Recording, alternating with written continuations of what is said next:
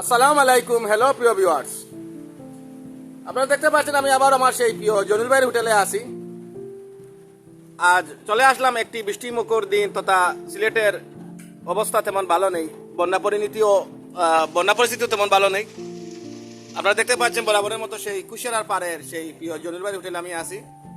হোটেলের একটু স্থান পরিবর্তন হয়েছে। এখানে এই যে পাড়ের মাটিটা একটু সরে গিয়েছিল, তথা হোটেলের কাজ আবার ঠিকঠাক করে মেরামত করা হয়েছে। আর দোকানটা একটু দূরে চলে এসেছি, যদিও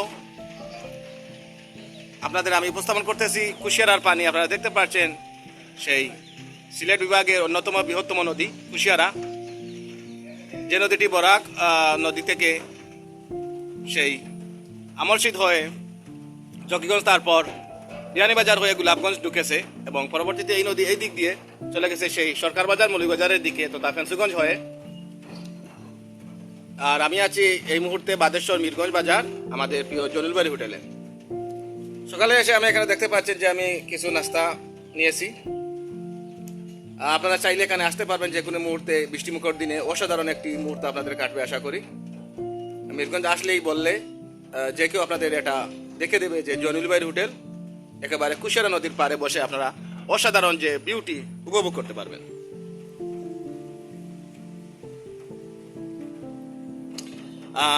বরাবরের মতো আমি আবারও বলছি, ওপারেতে শরীফগঞ্জ তথা হাকালুকি হাওর দেখা যায়। এখানে আসলে আপনারা খেয়া পাড়ি দিয়ে হাকালুকি হাওর দেখতে পারবেন।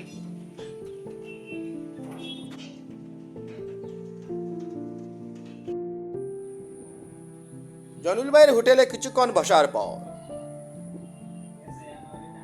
বের হয়ে দেখলাম এক অসাধারণ দৃশ্য। এই আদা কাঁচা পাকা আমগুলো, যা দেশীয় আম।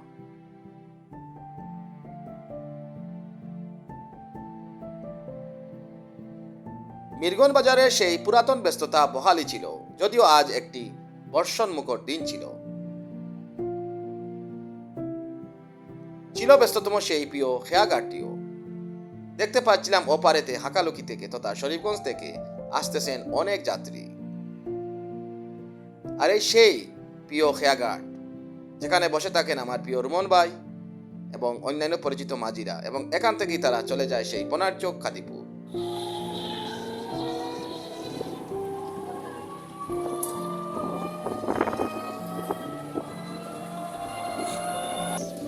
অতঃপর মিরগঞ্জ বাজারের সেই অসাধারণ মুহূর্ত কাটানোর পর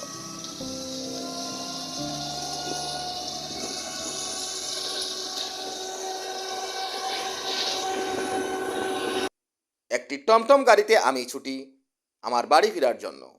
আর উপভোগ করতে থাকি বাদেশ্বর টু মিরগঞ্জ যাওয়ার পথে যে অসাধারণ প্রাকৃতিক দৃশ্যগুলো আছে। গ্রীষ্মকালীন মৌসুমে ফুটে উঠেছে অন্যরকম এক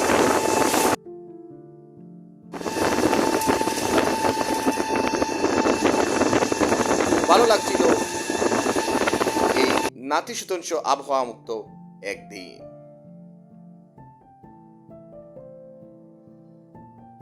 আস্তে আস্তে চলে আসলাম আমাদের সেই প্রিয় কুড়া নদীর কাছে তথা ১ নং কুড়া সেতুর উপর।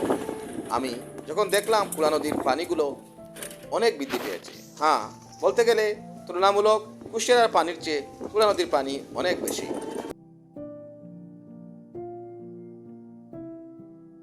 বন্ধুরা, ছোট্ট এই ভিডিওটি আমি এখানে শেষ করছি। আপনারা ভালো থাকবেন।